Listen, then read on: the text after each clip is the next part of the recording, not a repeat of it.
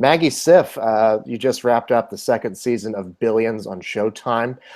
Going into the second season, what was the attitude like from everybody involved? The first season had been pretty well received by critics and audiences. So what were your expectations like? I was just excited to go back to work. And, we had, you know, whenever you sign on to these television shows, you just sort of pray that you love working with everybody and that the writers are generous and collaborative. And we're really lucky. We really love our workplace and we love the people we work with, and the story we tell and the characters we play are pretty much across the board really fun. Like there's something about the show and the characters. They really like relish their lives and each other, even when they're super embattled. And I think we all feel that way about the work and about going to work with each other. So we were just excited to dive back into the story and curious to see, how they were going to sustain it. I think one of the questions of the show is like, how do you continue sustaining this battle between these titans over time and over seasons? And our writers they're very creative, and they have really amazing minds for sort of plot twists. So I think there was a lot of, curiosity about how they were going to wind it all up again. Speaking of the battle between these two titans, the fascinating thing about your character is that you're kind of caught in the middle between them. Tell us a little bit about who Wendy Rhoades is. Yeah. So the titans are Bobby Axelrod, played by Damian Lewis, who's the hedge fund kingpin, the sort of brilliant, self-made man, billionaire. And I play the in-house sort of counselor, psychotherapist, performance coach, shrink, consigliere, I guess, of all the people who work for that company. And then the other titan is played by Paul Giamatti, and he's the U.S. attorney for the Southern District, going after and prosecuting some of these, hedge fund types. And I'm married to him. So there's baked into the story a huge conflict of interest for me and between these characters. Yeah. Well, your loyalties are always divided between the two of them. Talk a little bit about that conflict from your perspective, from your character's perspective. Why do you think she stays married to Chuck while still working for his rival? I mean, why divide her loyalties in that way? Yeah. She's a very, very brilliant and complicated person. I think the most exciting aspect about playing a character like that is that she has deep and profound psychological insight into people, and in particular into each of these men. And she clearly relishes the kind of masculine or male ego structure. There is something about it that she fundamentally understands, has empathy for, gets a kick out of, enjoys helping each of them become sort of the best version of themselves. I think even when they're behaving badly, sometimes my character can find like admiration or appreciation for the depths of their will or connivingness or brilliance.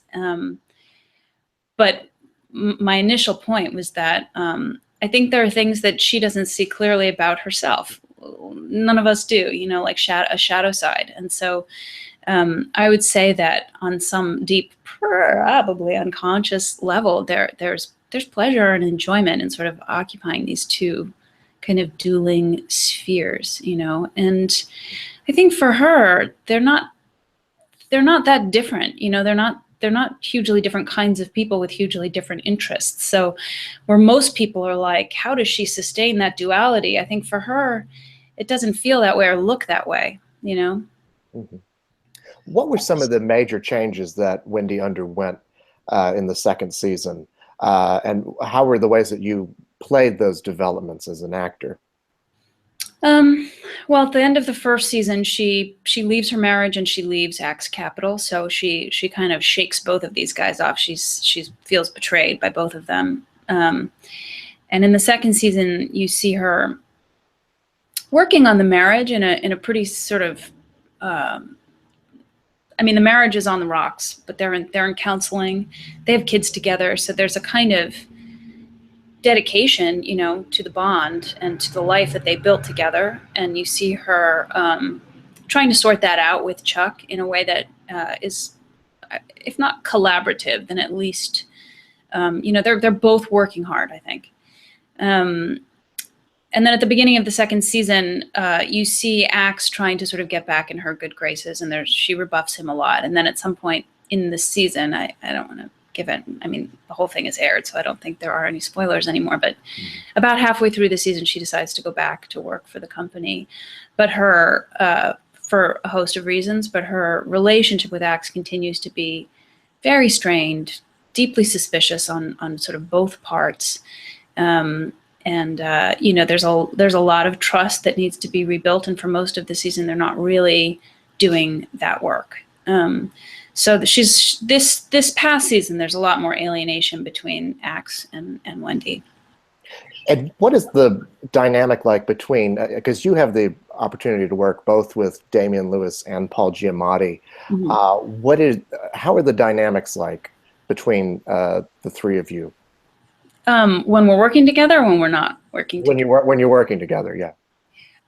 Well, I've never gotten to be, no, I guess there was one tiny little scene in the first season where the three of us were all together. But for the most part, it's either me working with Paul or me working with Damian. I love working with both of them. They're different kinds of actors, and I think that's part of what makes my job so much fun.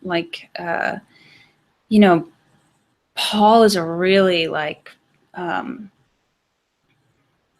he's a very visceral actor, and he tries this and he tries that, and it kind of can go all over the place, and you never really know where you're going to land. And Damian is like a super precise. He's also very kinetic. He has a lot of energy sort of in his body, but it's all way behind the eyes and super subtle and precise. And there's kind of a laser focus. And it speaks to the different natures of the characters as well. They're acting. Mm-hmm. But I really love the dance that I get to do with each of them. Well, one of the things I talked to Damian Lewis about was that there is this joy of performance Mm-hmm. in all of you guys, as if you really have a lot to chew on in the writing. Can you talk a bit about that? Yeah. Yeah, I mean, I sort of started out saying that each of these characters, they really relish what they do. So and the writers are they love these characters so much, and they've made them all so sort of brilliant and fierce, in terms of how they operate within their own realms. And so, and the love and the play that they have for and with each other is so intense. There's this constant sort of joy and relish in performing and being, even when you're having a fight, even when Axe and I are having a fight, there's a kind of there's a tango, that it always feels like this, there's pleasure in it, because these people really they're really into each other. They really love tussling with each other and challenging each other. And, there's so much appetite in the world. I mean, I think the show really is about, greed and lust for power and money, and so they are people of appetites, operating on each other all the time, and that's enjoyable as a performer. Very Shakespearean, those themes. And, yes, those performances. The show really has a relevancy to today. I mean, in its exploration of white-collar crime and prosecution of white-collar crime. Can you talk a bit about the relevancy that the show has for today? And do you guys take from the current events and work those into your show at all? I mean, I think it's there. I think the questions that the culture is looking at around wealth and people who accumulate massive wealth and a lot of power, those questions are you can't avoid them. And I think that's more true this year than it was last year. Like when we were shooting the season, the election happened when we were shooting episode 10, I think. So, I feel like the world kind of changed right as our season was ending. And I think that what the show has set up really well is sort of a question of like, where is this man's, or these men actually, like, where is their soul? Like, to what extent are they harming their inmost selves and the people they most love around them to get what they want in their sort of greedy or rapacious quest for whatever their holy grail is, right? And I think the show asked that question deeply the first season. I think that it asked it even more deeply this season. And I think that next year when we come back, I don't think they can not address the world at large. But I also think the show is deeply and profoundly entertaining. So it'll never be it'll never be didactic, and it'll never be sort of too obviously political. Would be my gander, but I don't know. I mean, I feel like the whole world is different now, and I don't know where anything's going. Don't we all? For your character, was there a particular episode or a moment from this past season that you felt really showed off Wendy Rhoades at her best or her worst? Well, I mean, I think Wendy Rose at her worst this season was the episode where she drops that bomb on Lara. I think that's kind of like the worst thing we've seen her do in a way. I understood it. I was like, the characters kind of just like, who are these people living in their own, bubbles, and wanting to sort of tear it down. I liked the last episode, I think, for Wendy the most. I think that the conviction that she is filled with at the end of the season, that of sort of a mission and a clarity of purpose about what she's doing at Axe Capital. I think there was a lot of gray area for her in terms of being back in that place, back in that workplace. There was a lot of like Wendy's conscience kind of spreading out and her sort of like examining the wreckage of a lot of things. And I think by the very end of the season and by the very last episode, she knows what her purpose is again. And, you kind of see her having reassembled herself in a way. And then when Axe comes to her and asks for her help, in terms of reassembling himself and finding his way again, I liked that moment a lot for both of the characters and for what it, sort of signifies will be going on next season. You bring up those moments, and it makes me think about what a strong and aggressive character Wendy is, and the ways in which the world views women in the workplace who are that strong and aggressive. Can you talk a bit about that in regards to your character? I guess what I really love about the character is that she doesn't talk about it.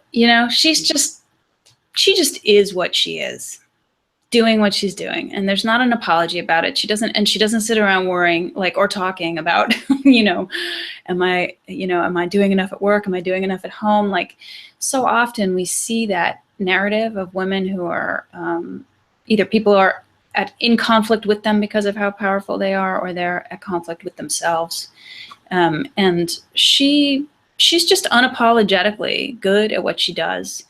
And it's almost like the question of,